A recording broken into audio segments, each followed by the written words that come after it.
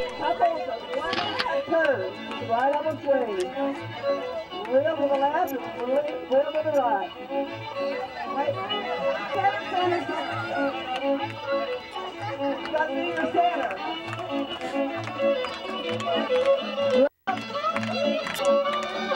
Center is the right elbow. You're backwards.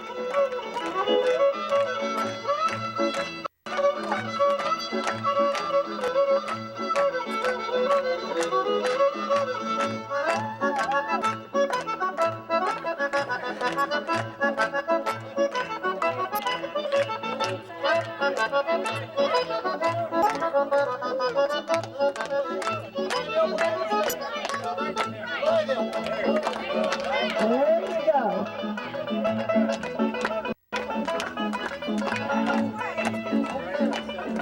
Turn around. There you go. Hands to the left, legs to the right. Everybody, hands up before the arch, and everybody march through the arch. We have a new head couple. Yeah, you got it.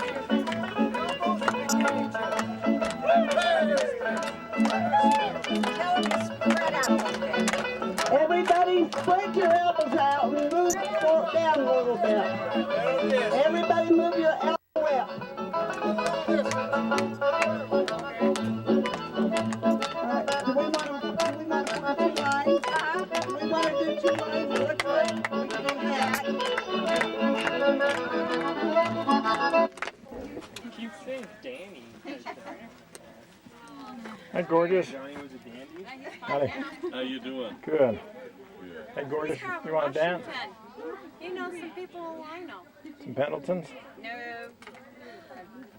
Did you see us dancing out there? I did. You were dancing with Faya. They're pretty good, huh? Yeah, now they don't even have PE. Oh, a fun time. Did you get some of that on the camera? Video? Yeah. This guy did pretty good. His pacemaker's keeping up with him. I changed batteries right before we... Oh, good. Good.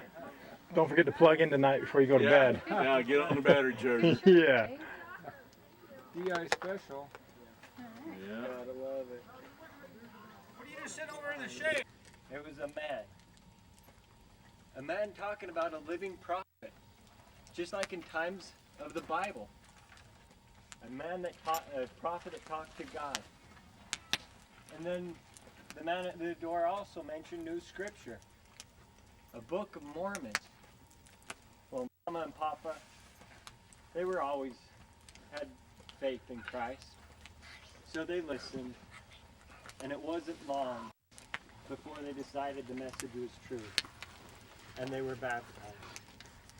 You see, this decision gave Papa such joy that he couldn't resist sharing it. And I remember one evening Papa went out with the missionaries to share the good news, the gospel. And well, I guess there wasn't a good place for them to rest because when night came, the only place he could find was cold and damp. And I suppose Papa slept well enough, but it wasn't long after awakening that he realized he caught pneumonia. And a few weeks later, the good Lord, the same one that he was serving, called Papa home, leaving Mama home, leaving Mama alone to raise her 4 kids and respond to the prophet's call to come to the Americas. We didn't have much money. We worked for years. Nathaniel was but a couple, 12 or 13. It is the oldest. Luckily, the church came out with the Perpetual Immigration Fund, and our wait was over. We loaded a train to Ohio. I loved to look out that window and just watch the trees and the mountains pass so quickly. It wasn't that comfortable, but what an adventure we were in for. Yeah, there were times I missed Papa and Jane, but we were having an adventure and I trusted we'd see them again. That's what we were taught. When the train arrived to Ohio, Edward Martin, started looking for the hand carts that were supposed to be there for us. However, they were not. So he sent teams out to find wood, and we built our own hand carts. This made our journey a little more adventurous because the hand carts were green. And only being 7, I was okay pulling hand carts. But since they were green, they broke. So we were constantly repairing them. Now the hand carts weren't that big. We could only put so much food in there. So the prophet Brigham Young set up way stations along the way. Storage houses for food and different supplies, a place where we could rest. How I looked forward to that first way station, that marker we've accomplished something and we could get food. But upon arriving, I realized that I misunderstood what it meant for the Lord to protect us and take care of us. You see, that same prophet that had called us to come had stored the food for winter. We had been promised food, and upon arrival, there wasn't much. I remember the debate that night among the men. Do we continue onward? Do we stay here, wait for winter? We were faith. We had the momentum, and we were full of faith. You couldn't stop us. We decided to continue onward, despite the early winter that came. Oh, how the wind blew. I tried to force those memories from my mind. But as we continued across the plains, we came across the sweet water that just wound throughout our path.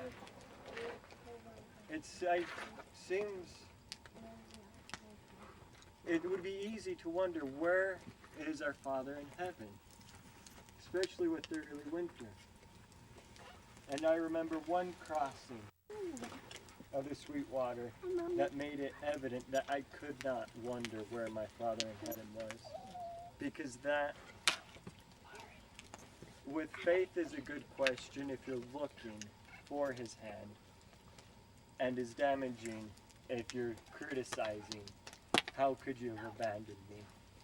This crossing of the Sweetwater River, I remember grown men weeping because they realized if they'd get wet, it would result in death. As I looked up at Mama and saw the pain in her eyes,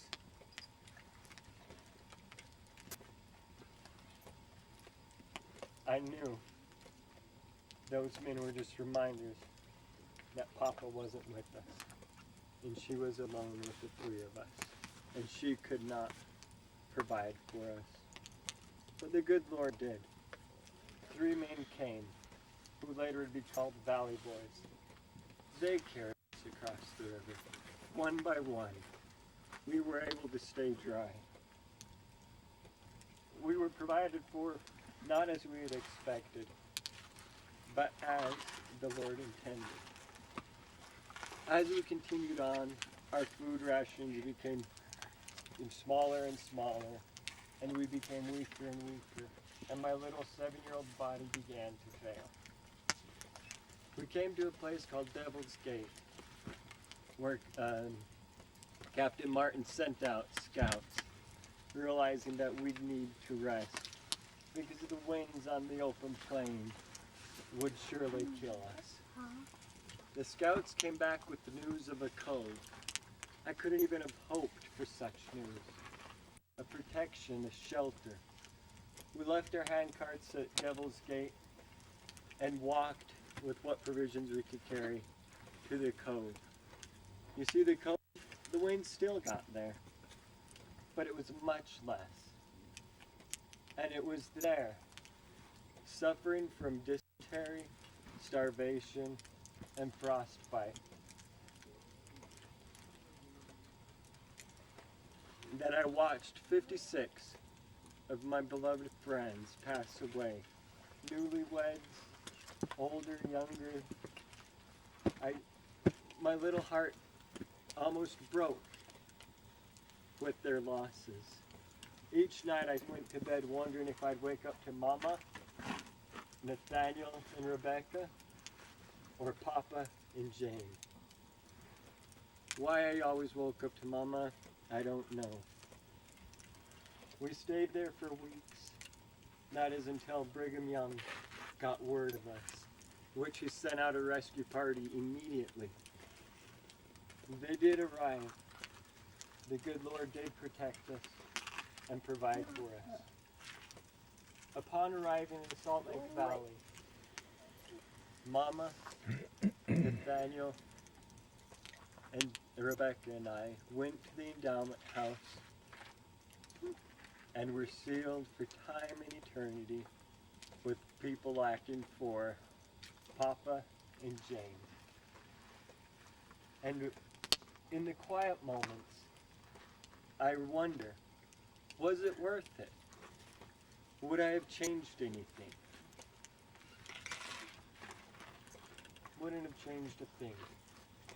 It was a privilege and an honor to come to pay the price, to come to know my Father in heaven. Even if it did mean suffering beyond what we could handle.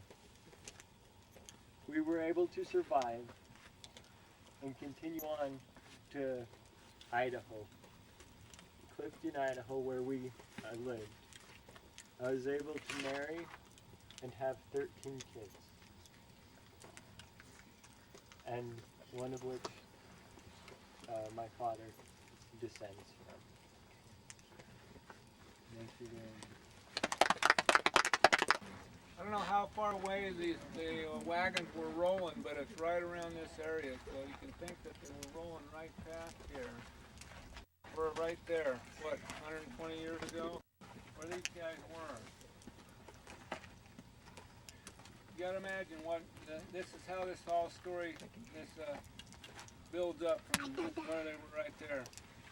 Brigham Young was informed by Franklin D. Richards on the evening of October 4th that the Martin and Willie handcart companies were still on the trail.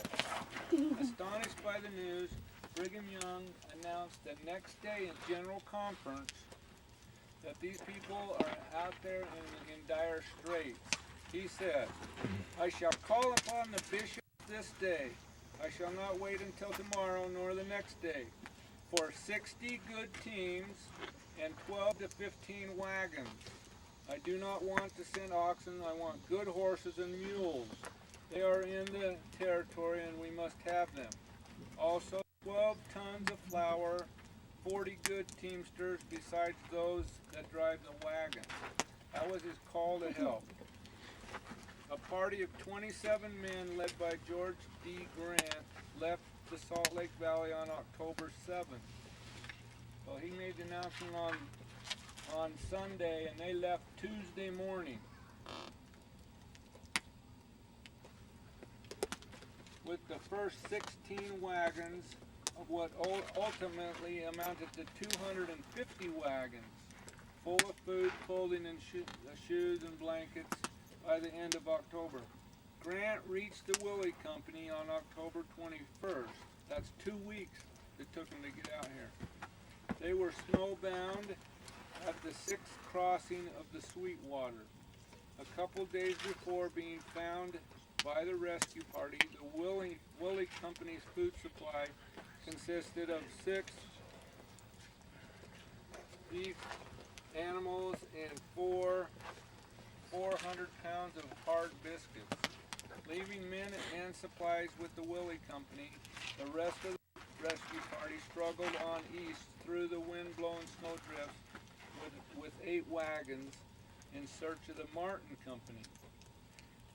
After locating both handcart companies, Grant sent an urgent dispatch to Brigham Young for more wagons and supplies. So 8 wagons for the Willie Company, 8 wagons for the Martin Company. Here's a message. Men, women, and children, worn down by drawing handcarts through the snow and mud, are fainting by the wayside, falling, chilled by the cold, children crying, their limbs stiffened by cold, their feet bleeding, and some of them bare to the snow and frost. The sight is almost too much for the stoutness of us. But we must go on doing all we can, not doubting or despairing. Our company is too small to help much. It is only a drop in the bucket, as it were, in comparison to what is needed. I think that not over 1/3 of Mr. Martin's company is able to walk. This, you may think, is an exaggeration, but nonetheless it is true. So, the Willie Company waited 2 days hoping for more wagons and supplies before undertaking the worst ordeal of their journey. 5-mile climb over a rocky ridge in a howling snowstorm. The total distance between the two campsites was approximately 12 miles, and it took some immigrants over 24 hours. Wagons and hand carts were taken back to help many that had given up and laid down by the roadside.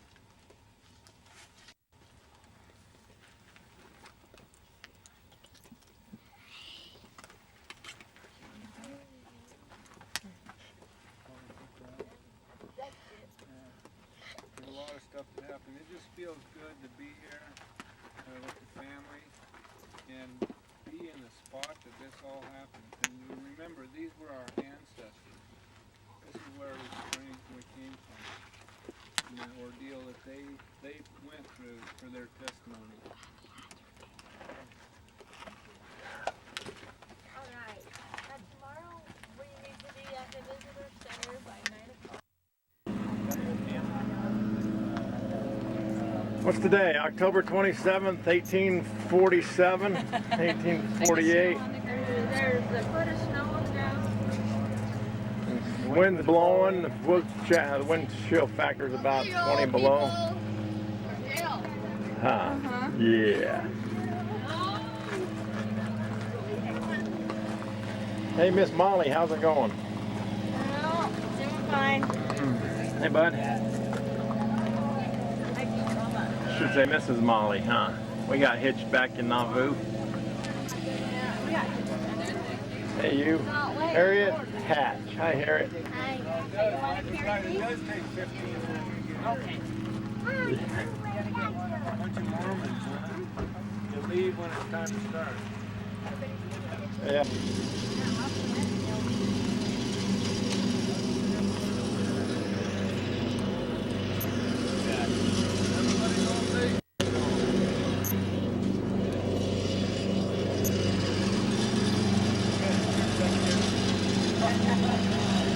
Via. Look at Aaron. Just a grinning. I'm gonna go potty so we get and I would like help the children go. Yeah. It's back there though. I know. Oh, Aaron knows how to go potty. You just do it right there on the trail.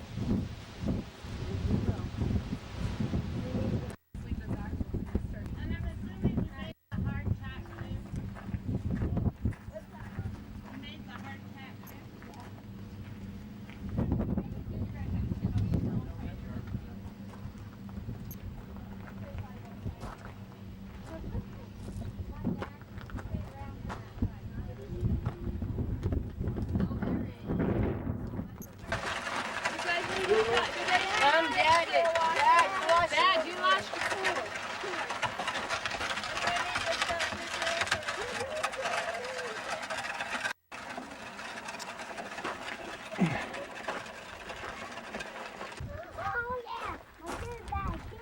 No, your shoes are this way.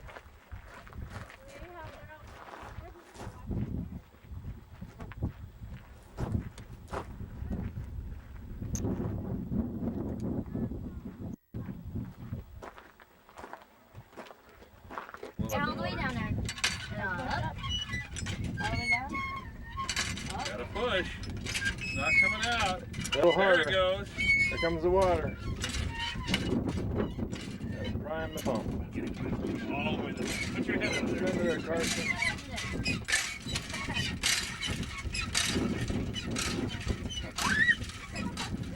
Yeah, look at that. Want some too? That is cold. Oh. Your kids and James's, they were all like this, and they're walking in rows. Holding arms like that. It was the cutest thing. Okay, hold on, I gotta. Hurry, they're gonna take off. Go, go, go, go. Oh, I'm going.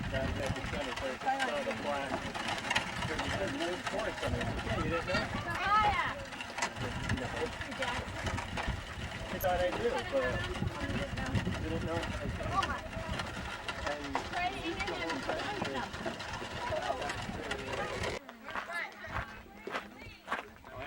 The baby? I know. When I was walking this way, I saw there was a baby in there too.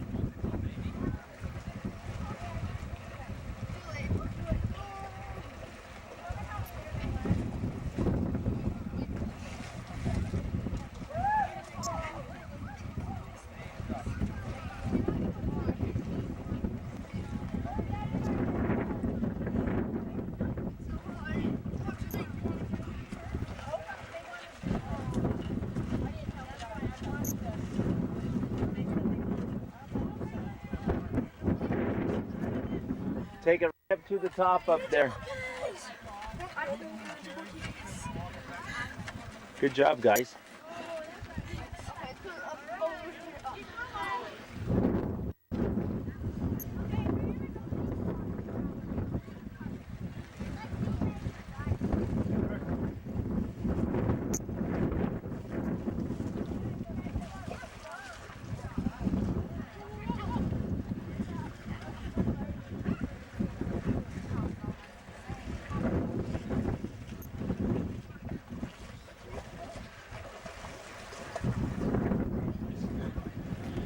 Battery's blinking though. It's about dead.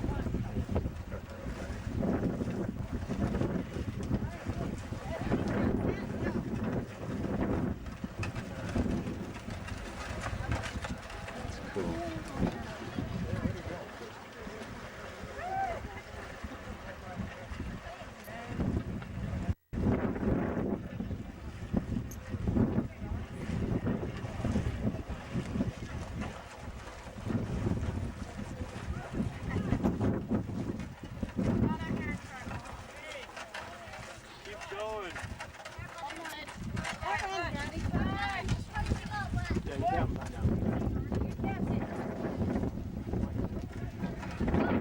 made it.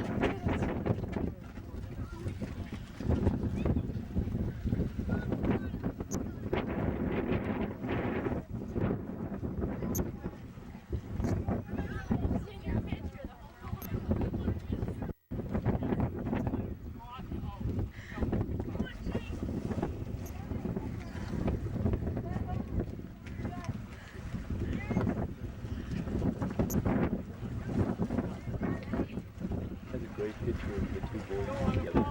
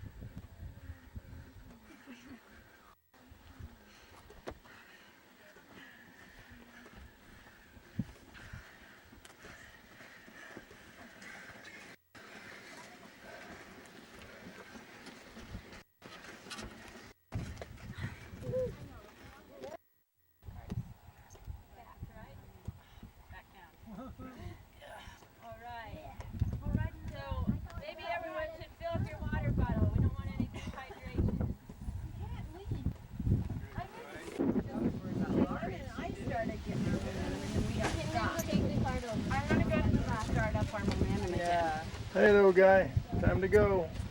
So that was not. Should we get up and go to the RV, go to the park?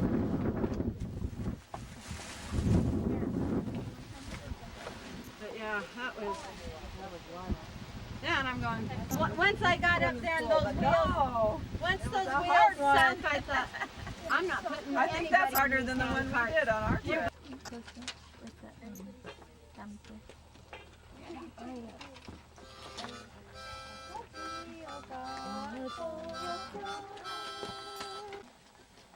Here comes Pancake now. Whoa, hello. Good evening. My name is James Edward Pace, Jr. 24, call me Daddy. 3, call me husband. And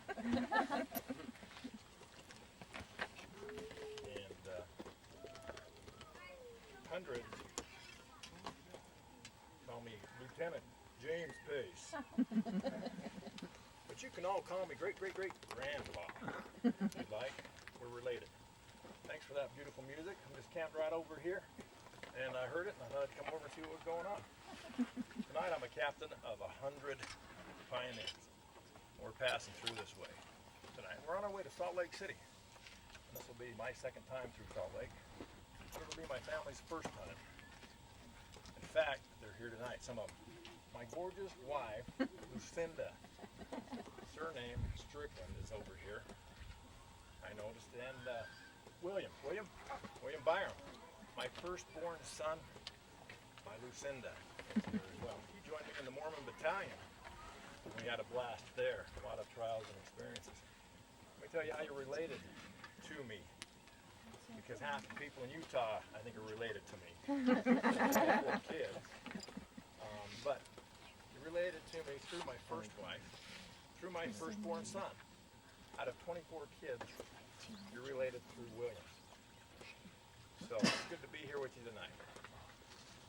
I want to tell you a little bit about my history. I start back when I was born in Tennessee, back in 1811. Named after my father, I'm a junior. My daddy died in 1812 in the Battle of Dobbins, or New Orleans. He got in a gunfight and he was killed there. Well, missionaries came to our house and taught us the gospel. And I was baptized only 3 years after the church was born, Timmy. 3 years after the church was organized. I was baptized a member of the church. We moved to Nauvoo, where we met up with the prophet Joseph Smith. We met him there. And he appointed me as captain over 50 in the police department. And I helped guard the prophet Joseph Smith, part of his bodyguard. And we had some interesting experiences. In fact, I brought my journal tonight, and I want to read a couple of things out of here.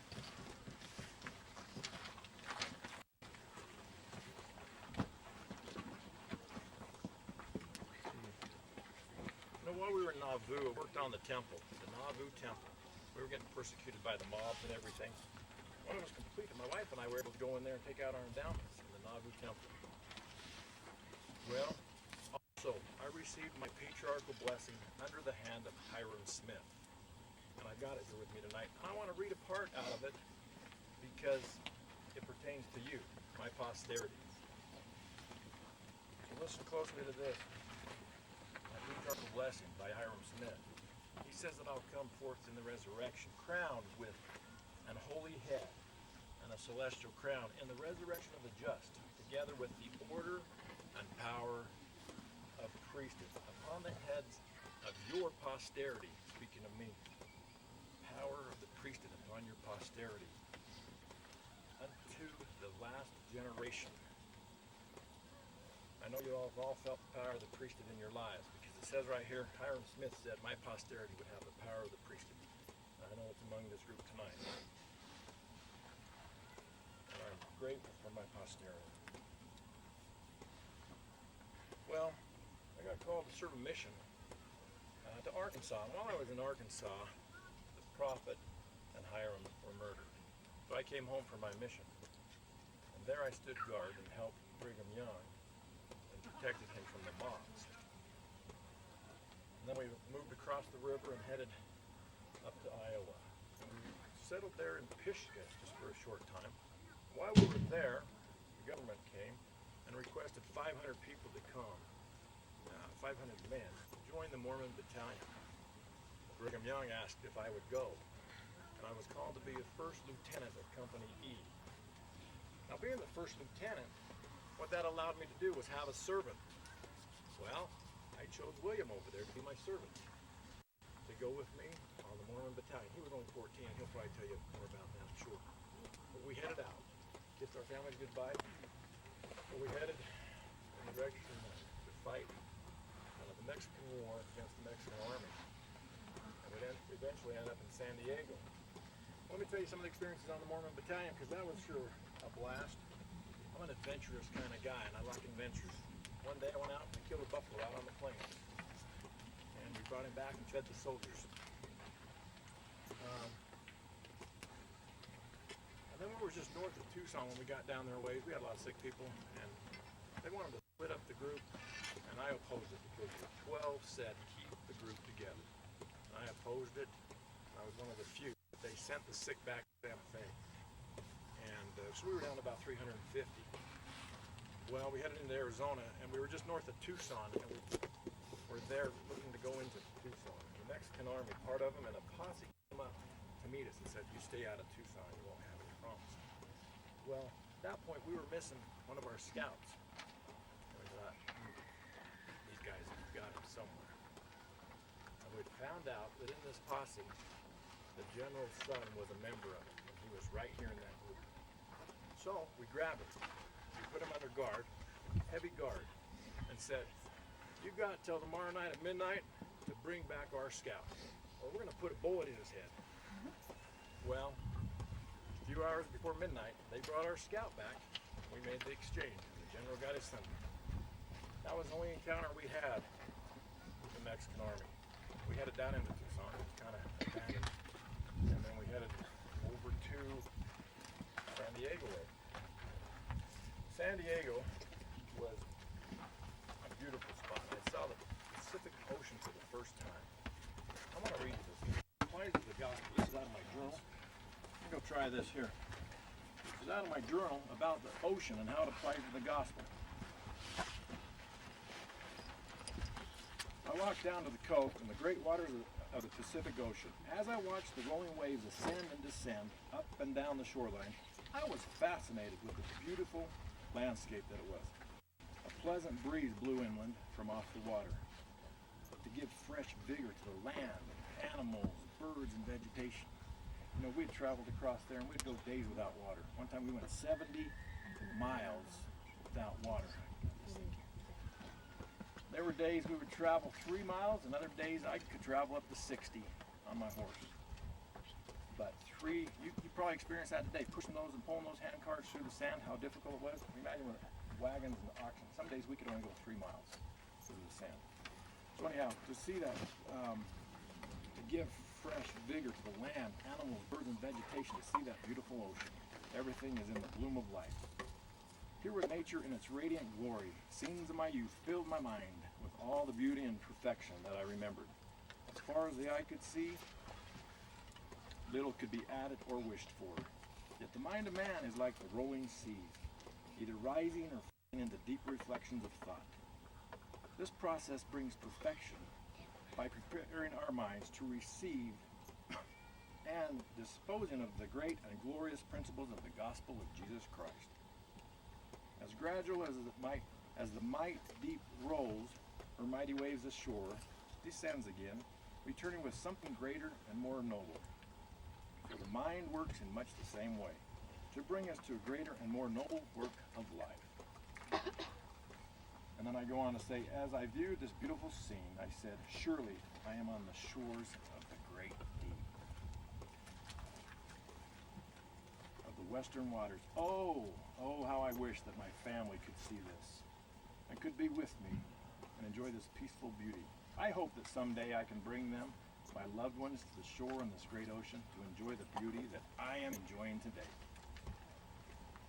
So that's my thoughts and feelings about the Pacific Ocean after traveling through Arizona's desert. I hope none of you live in that. I really like Arizona. In fact, I settled down in Arizona my last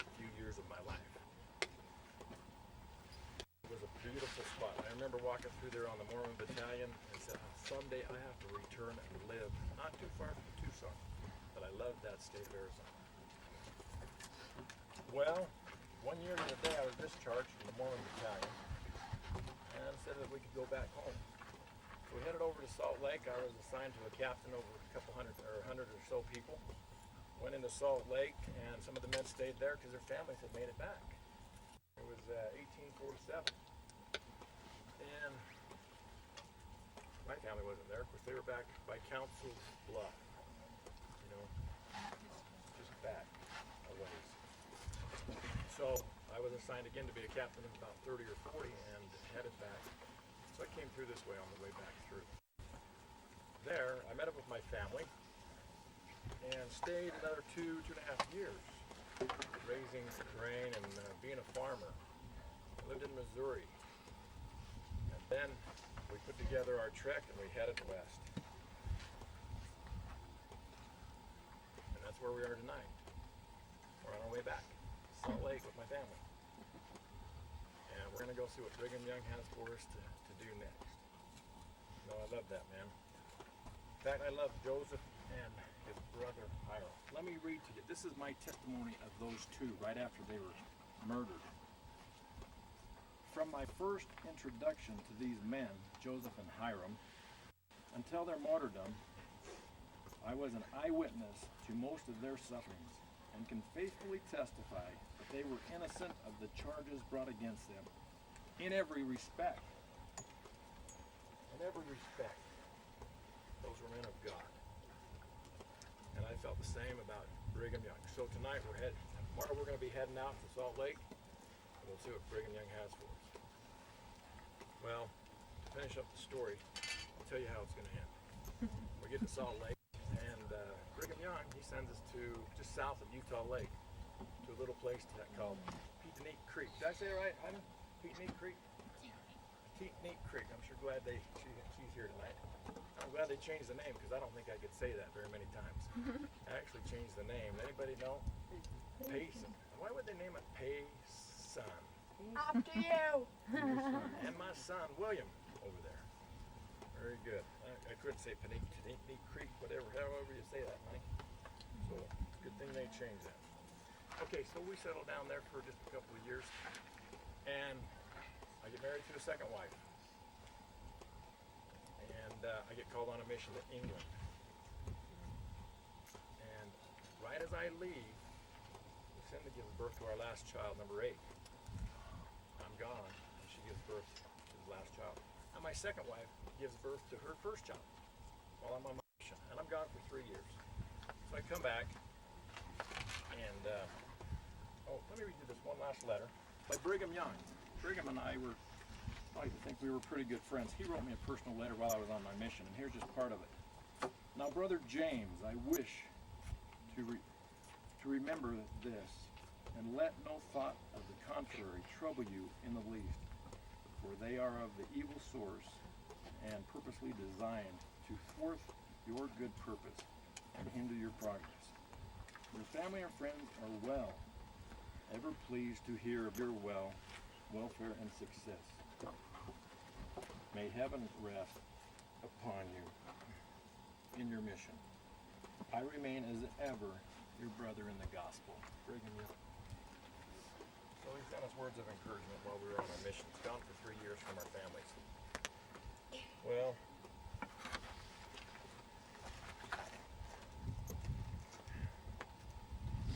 come home from my mission and I marry again and have a third wife. And overall, they each have 8 children. I'm the father of 24 kids.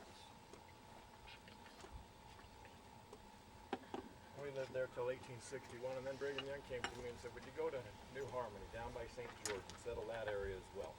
So we went down there and settled that place. We lived there for 20 years. And then I was getting near the end of my life, and I had the fond memories of Arizona. I wanted to live down by Tucson, a place called Thatcher. So we moved down there and settled. I lived there for 6 years, then I died. Died at the age of 77. Had a great life, a lot of adventures. It's good to see that I have great posterity. Thank you.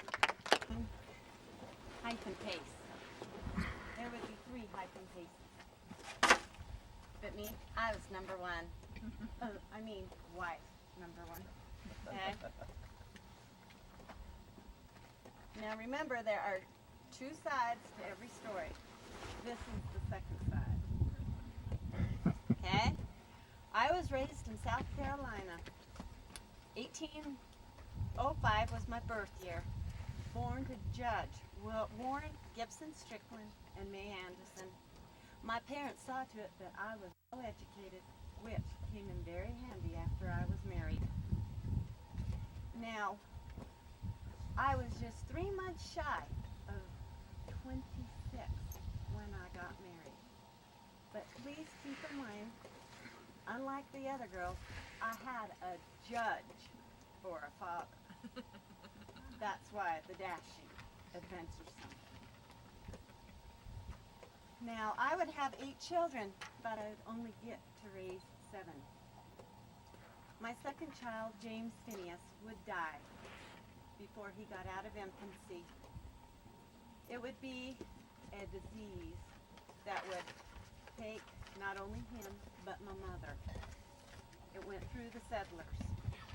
In 1839, that was a good year for James and I. We had our first Mormon discussion, and we were baptized then. That same year, we set out for Nauvoo. The prophet himself, Joseph Smith, counseled us exactly where we were to locate in Nauvoo. We were also there when they brought the bodies back of the prophet and his brother, laying to rest for the last. That was a very sad time for all the saints. I was also there, being faithful as I was, when the mantle of the prophet fell upon Brigham Young. Now that was amazing. That should go down in history. James and I, we were sealed in the Nauvoo Temple in January 1846, but we weren't allowed to party for long because we were packing and getting ready to leave. James would take us on February 5th. That cold day, can't forget. We would go across the Mississippi. James would leave me with his brother while he went back for 7 days to protect the prophet, protect Brigham Young's home.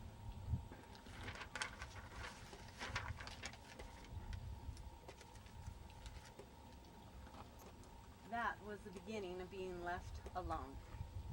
We would later leave for Mount Pisgah, where we were asked to stay and help to grow crops for saints that would be coming across later. It wasn't too long, only a month or two after that my husband was asked to join the Mormon battalion. I would be left alone for over 4 years, raising our children, growing crops for the settlers, and wondering where my husband was. But he enjoyed his venturing, while I was busy educating the children. He would eventually come back for us, and in October of 1850, we were finally able to join the saints in Salt Lake Valley. That was a wonderful time. We weren't there very long before we were asked to settle at a place down in southern Utah County called Petite Creek, later become called Petersen, as you found out. We worked hard there for 2 years, but apparently not hard enough because that's where my husband took on his second wife. Okay? Then, after about 2 years, he got a mission call to go to England for 3 years. That left me just about to give birth. I got to keep the farm, work it, and continue to raise and educate my children. Working the farm took a lot of hard work. And I thought my husband was out working hard in the mission field too. But apparently not hard enough. He came home with a lot of vim and vigor and married his 3rd wife. Okay? But like a lot of the other women, during that time, I was able to provide for and take care of all my children. That would be all 7 of them.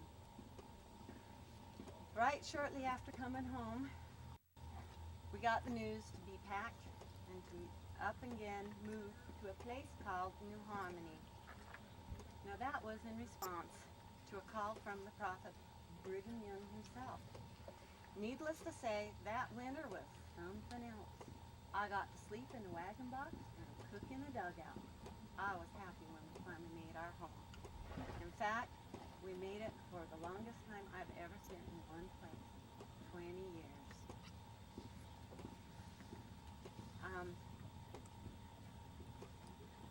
That is also where I laid my body to rest.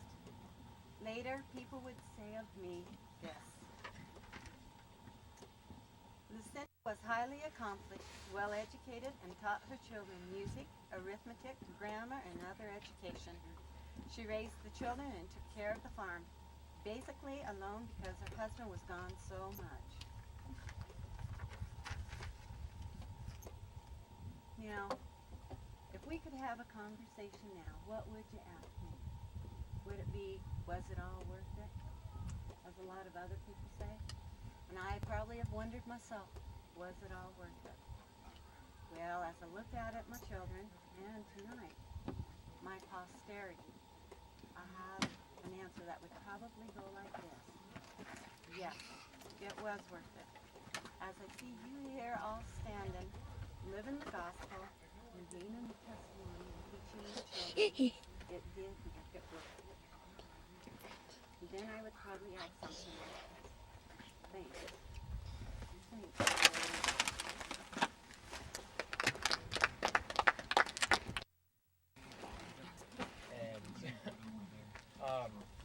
So yeah, my parents, like, do you mind?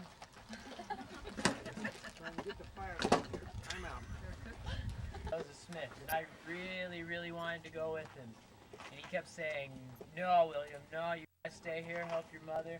And I kept saying, no, please let me go into Nauvoo. And finally, he consented and said, all right, I'll take you with me. I'll take you with me. And so we went into Nauvoo, and there were all these really big boys there, and they kept picking on us. And my dad made a point to, he looked at all of them, and he found the biggest, burliest, strongest one there. And he pointed to him and said to me, I want you to beat that boy up before we leave here. And now when I grow up, my parents, they told me that we shouldn't be fighting and such. But I didn't really want two beatings when I got home, so I decided I'll just go with one and fight with this boy. And somehow I managed to win. And after that, there were no problems with all the boys. And later on, we had a bigger problem. Some much bigger boys came into town, took over, got rid of the law enforcement, and it was a really bad situation. They confiscated all of our guns. We couldn't protect ourselves. So me and all the other little boys, we got out our big knives and we started whistling. We would carve sticks in their directions and we would call it whistling and whittling. Each boy would sing their own tune, and we'd all just surround the bad men and whistle and whittle in their direction until they left town. Eventually, those